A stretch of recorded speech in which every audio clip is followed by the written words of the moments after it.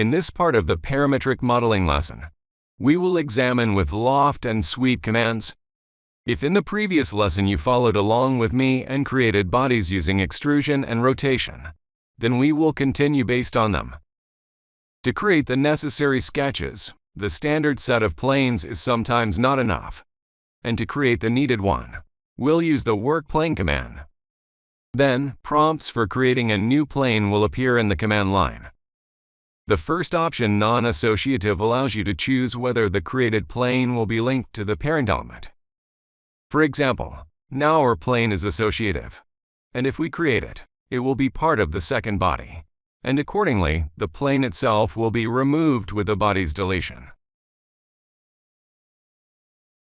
However, if we select non-associative while creating the plane, as we can see, it's not part of the second body anymore, and accordingly, upon its deletion, it remains in place, meaning it's a non-associative object for that body.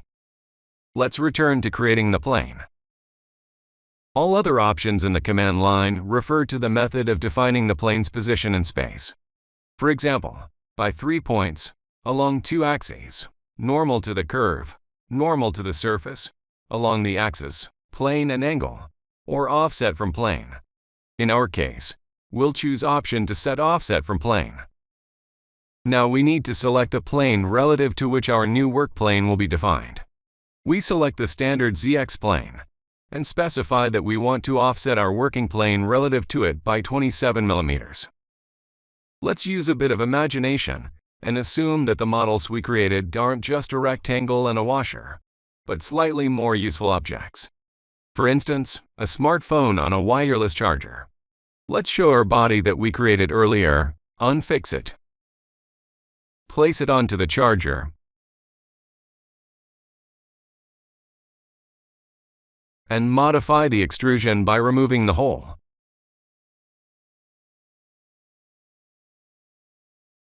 Okay, we've got a smartphone. Let's apply some color to it. Let's say the classic, dark one. Okay. Let's hide the body and return to our charger. Currently, it's more of a rough sketch, but we'll change that by the end of the lesson. Let's create a sketch on the new plane. Draw a rectangle. Let's round its corners. Using the fillet command, we take a radius equal to 1 millimeter and specify which lines to fillet.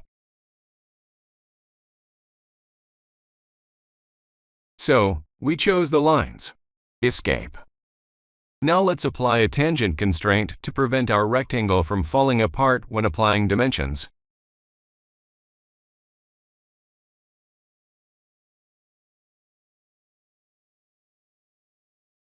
So we chose all tangent objects. Now let's set the dimensions. Set the length to 8. And the width to 4. Now we'll align it with the origin. Hide the body so it doesn't get in our way.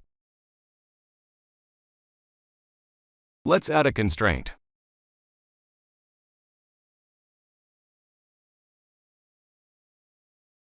The height will be 4. And we'll set the offset equal to 2. Let's finish editing our sketch. Let's create a solid body from the sketch using the Extrude command. Select our sketch. Specify a distance of 12 and choose the reverse direction. OK. Let's create an additional working plane through an offset from the plane, and as a reference plane, select the end face of our new part. Set an offset of 10 millimeters. On the new plane, let's create a sketch.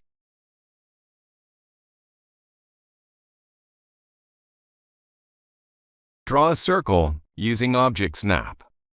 Shift it horizontally relative to the origin and add dimensions. To 0, 4 millimeters.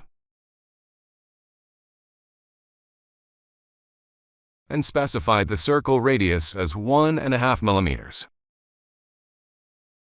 Finish the sketch. Now we're all set to use the Loft command. Click on the command icon. The Operations menu opens.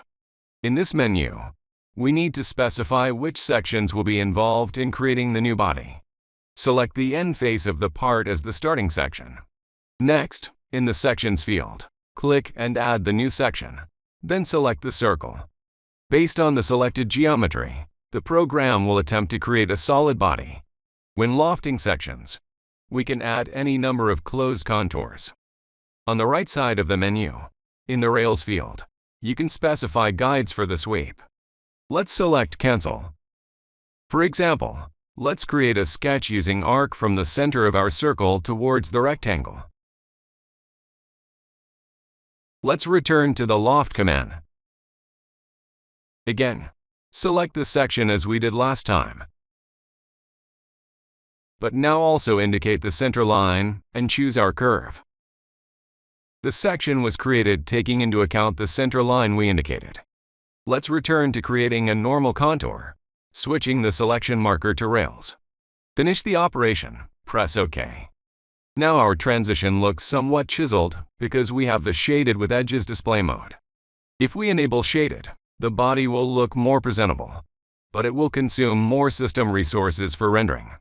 Let's return to the idea with a smartphone. Let's show our charger. That's better, but the cable, the wireless charging connection is missing. Let's create the missing element using the Sweep command. Let's create a sketch on the flat surface. Our sketch will be a circle with a radius of 1 millimeter.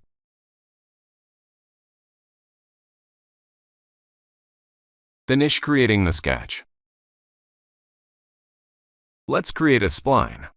As a starting point, we'll use the center of our circle. Then, we switch to the top view and create the spline. Next, we indicate the endpoints and the bends at the beginning and end of the spline. Enter. We've created the spline. Next, we go to the 3D Tools tab and click on the Sweep command. For the initial profile, we select our 1 millimeter radius circle. Then, we click on the path and select the spline we just created. As we can see, the program, using the circle and our spline, created a body along the path. As parameters, we can choose how the profile follows along the path, either normally or in parallel, which means in some places, especially on turns, our wire will appear flat. Let's keep along path. We can also set a percentage of expansion for our spline, but we'll leave it at 0. OK. Let's return to isometry. For more contrast, let's assign our bodies a lighter color.